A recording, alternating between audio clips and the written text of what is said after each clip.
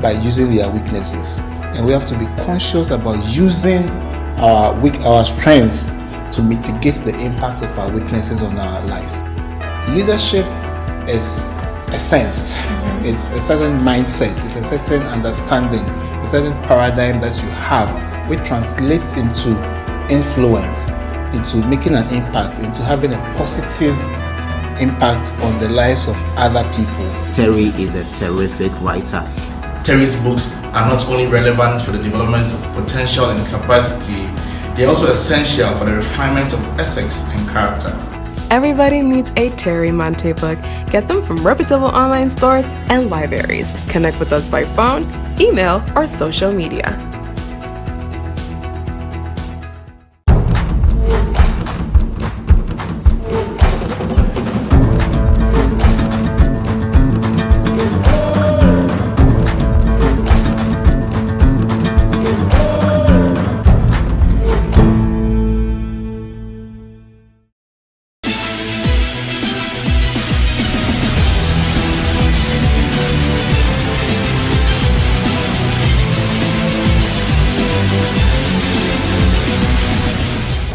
A victim is someone who is at the receiving end of an unfavorable occurrence or action. At some point in our lives, everybody will become a victim of something or someone. Nobody goes through life without ever tasting the victim's wine. However, we don't have to remain victims all our lives. Today, I want to tell you to refuse to be a victim. In John chapter 5, there's a story of a man at the pool of Bethesda. The pool of Bethesda was a place where many sick people gathered, expecting that they would be healed. The belief around the method for the healing was that at certain points during the day or at certain points in time, an angel usually comes and he comes to stir the water in the pool. And when the water is stirred, the first person who is able to jump into the pool receives their healing. There was this particular man who had been at the pool for 38 good years of his life. I don't know how old he was when he got there, whether he was put there at birth or he got there at a certain point. So this man will probably be more than 38, but he'd spent a greater part of his adult life there, waiting to be healed. One day, Jesus came to the pool of Bethesda and went straight to this man and asked him a question and asked, "Do you want to be made well?" The man responded and said, "I have no one to help me. Anytime I want to get into the pool, somebody steps ahead of me and jumps in. So I miss the moment or the opportunity to be healed."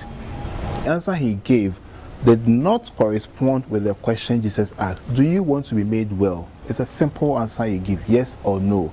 But instead of that, he went on blaming other people. Normally, people who have the victim's mindset have a sense of helplessness, they have a sense of disappointment, they have a sense of always blaming people, and then they always like to defend. They are always defensive. They don't take responsibility for anything. And in this new year, I want to encourage all of us to first of all deal with the sense of helplessness. People who have the victim's mentality are characterized by a sense of helplessness. They do not think that they can do anything about their predicament. They resign themselves to forces outside their control. Yes, things do not always go the way we expect. There are things we cannot control in our lives, but there is never a time when we cannot control anything at all. At every point in our lives, there are things we can control and there are other things we cannot control. The problem with victims is that they focus so much on what they cannot control that they lose sight of what they can control, and that gives birth to a sense of helplessness. Victims believe that they cannot do anything about situations they don't like. They also believe that their fortune in life will come from somewhere else. A sense of helplessness puts us at the receiving end of the vagaries of the environment. The second thing we have to deal with if we are going to refuse to be victims of circumstances is to throw away the mentality of being overly defensiveness. A defensive person is one who holds out a shield to fend off attacks. Under normal circumstances, a shield is not used for offensive strokes. It is meant to be used as a defensive weapon. A shield is useful when an enemy launches an onslaught on you. It is in the moment of attack that you draw your shield. Victims hold their shield in very high esteem because they always believe that there is someone or something ready to pounce on them. Instead of arming themselves with a sword of faith, knowledge, and hard work, they hold on to the shield of complaints and excuses. Instead of looking for ways out of their misery, victims are good at explaining why they are not cruising in life. A defensive mindset cripples your life and makes you a victim of circumstances. Third thing we should do to refuse to be victims of circumstances is to deal with the mentality of apportioning blames. Blame apportioning. One of the favorite pastimes of victims is to look into the window and point fingers at others. As an African, I have realized that we are good at blaming the West and the global system for our underdevelopment. We like to talk about slave trade, colonialism, racism, and unfair trade practices. However, we fail to acknowledge that slave trade was a transactional interaction that occurs between two willing parties. We supplied and they bought. We overlook the fact that colonialism was not instituted through acts of conquest, but was made possible by our ignorance. It is not their fault that we were ignorant. Our governments, instead of focusing on solving problems, prefer to blame past governments for the challenges that confront our nations. Political parties in opposition are more focused on making certain governments look bad rather than proposing alternative solutions to our challenges.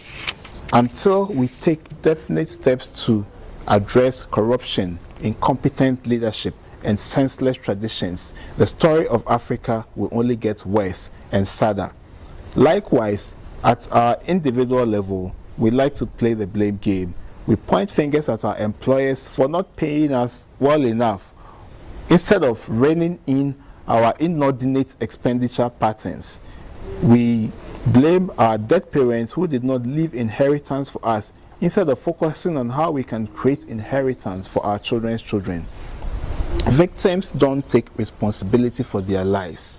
They blame others to court pity. The final thing I'll talk about before I go, especially when we are dealing with how we refuse to be victims, is bitterness. Bitterness is a common emotion exhibited by victims. A bitter person is one who harbors pain and regret because of what others have done to them. They freeze their lives and sing from the pity handbook. They want everybody to sympathize with them and to acknowledge that they have not been treated fairly.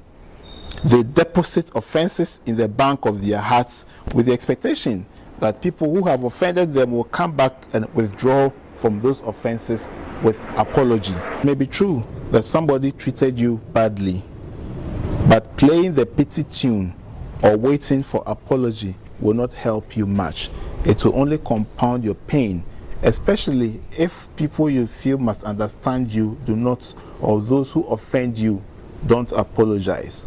It is time to throw away the victim's garments and embrace the victor's cap. Don't just invest in shield. You must own a sword. You must take charge of your life and release all pain and hurt from your heart. So 4 things we must deal with if we are going to refuse to be victims of circumstances. We must deal with a sense of helplessness. We must overcome defensiveness. We must not apportion blame all the time to people, and we must not harbor bitterness in our hearts. This is Terry Mante. Happy New Year.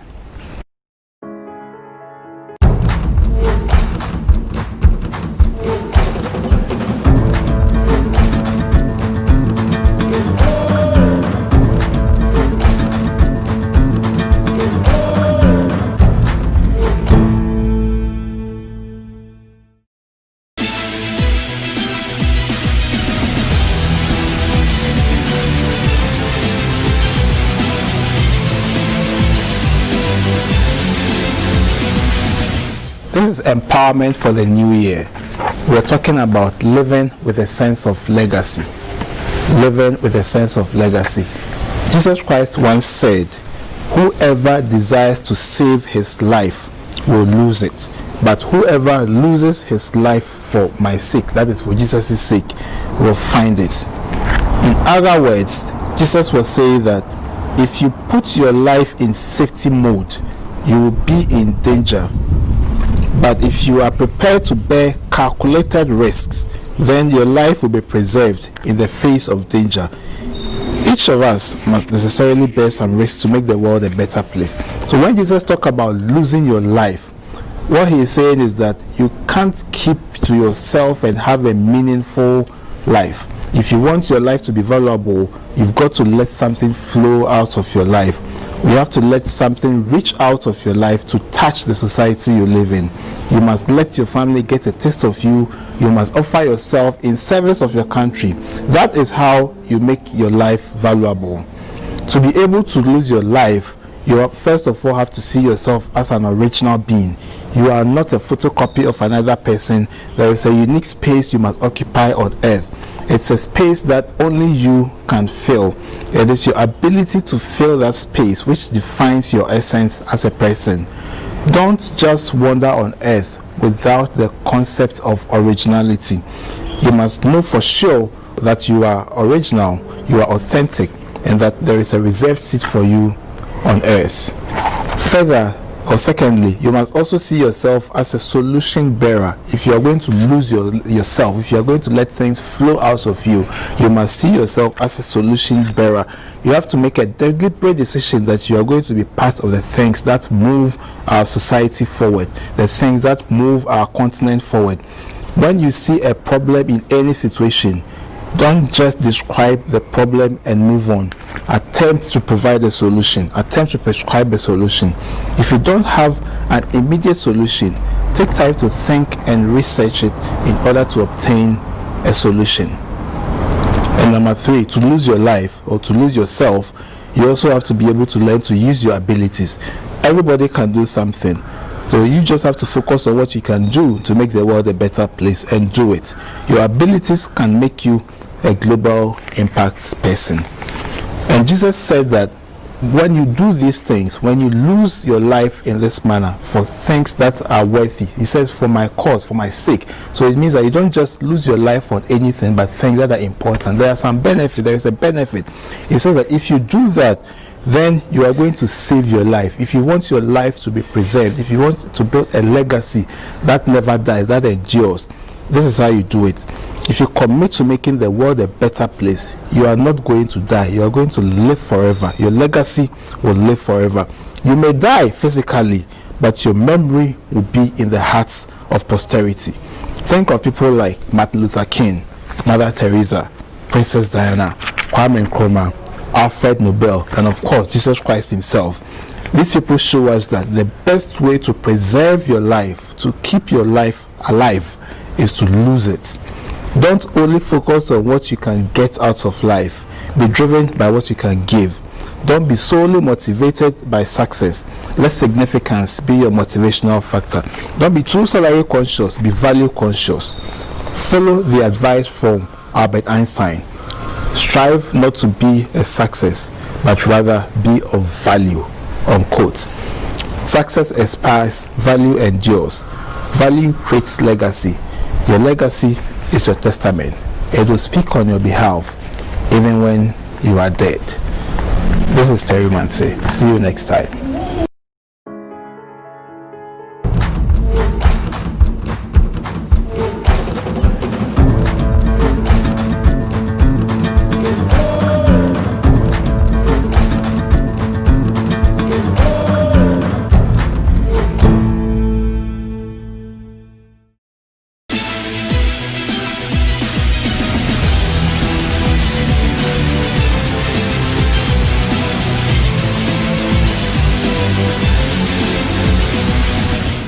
This is empowerment for the new year. I'm talking about simplicity. Simplicity is one asset that is often overlooked by a lot of people. It is a powerful tool for success in personal, professional, corporate, and national development. In our personal lives, we can cultivate elements of simplicity. You can be simple and successful. Simplicity is plain. In its most ordinary explanation, simplicity means being plain. Simple people are plain people. They are not complicated. They are transparent.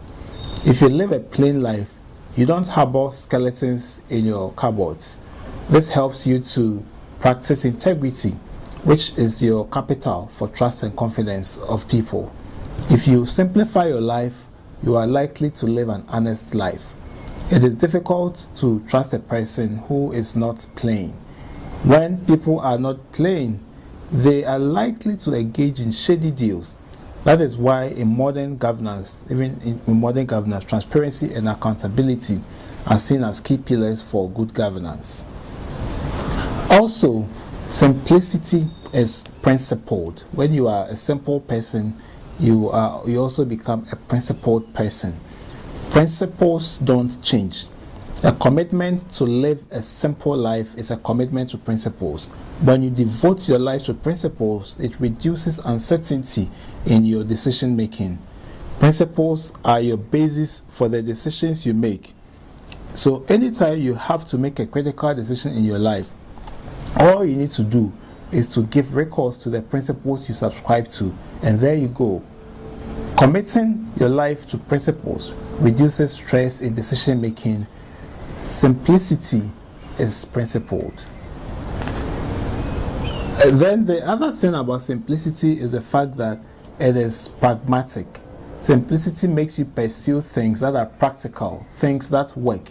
If you want your life to work, especially in this new year, you have to pursue simplicity. Pursuing things that work does not mean doing things that are easy. It means you have the mental discipline to relax and think through complex challenges, break them down into smaller tasks, and implement them in phases. That is simplicity. If you want to reduce stress in your life, adopt simplicity. Be a pragmatist. And the next thing I will say is that simplicity is prayerful. Prayer is a strategy for simple people. A person who prays connects with God. By connecting with God, you give him permission to lift your burden so that you can rest in him. When God carries your burdens, it doesn't mean you will have no responsibility or challenge in life. It just means that no challenge or burden will break you. In the weak spots of your life, God will take over. A simple life is one that is not complicated by unnecessary overweight cargo. So I've said that simplicity is plain, simplicity is principled, simplicity is pragmatic, simplicity is prayerful. But make no mistake, simplicity is not being simplistic. Simplicity is not the same as being simplistic. While a simplistic person avoids complexities, a simple person weaves through complexities. The simplistic person is lazy, but the simple is diligent. If you are simple, you face complex challenges, seek understanding, and pursue solutions that make the issues clearer. Simplistic people are naive. They make decisions without contemplating other options. Simple people make decisions that work after they have considered other options available to them. Surely, simplicity is not simplistic. Let me quote something that E.F. Schumacher said. Any intelligent fool can make things bigger, more complex, and more violent. It takes a touch of genius and a lot of courage to move in the opposite direction. Unquote. Leonardo da Vinci also says, simplicity is ultimate sophistication. This is Terry Mante. See you next time. Once you love to read, you will be free forever. Terry Mante is a great person to get content and deep revelation with both biblical insight and socio-economic thought. Terry is someone who is very dedicated and committed. Terry is an incisive author. Nobody becomes successful by using their weaknesses. and we have to be conscious about using our strengths to mitigate the impact of our weaknesses on our lives. Leadership is a sense, it's a certain mindset, it's a certain understanding, a certain paradigm that you have, which translates into influence, into making an impact, into having a positive impact on the lives of other people. Terry is a terrific writer. Terry's books are not only relevant for the development of potential and capacity, they are also essential for the refinement of ethics and character. Everybody needs a Terry Mante book. Get them from reputable online stores and libraries. Connect with us by phone, email, or social media.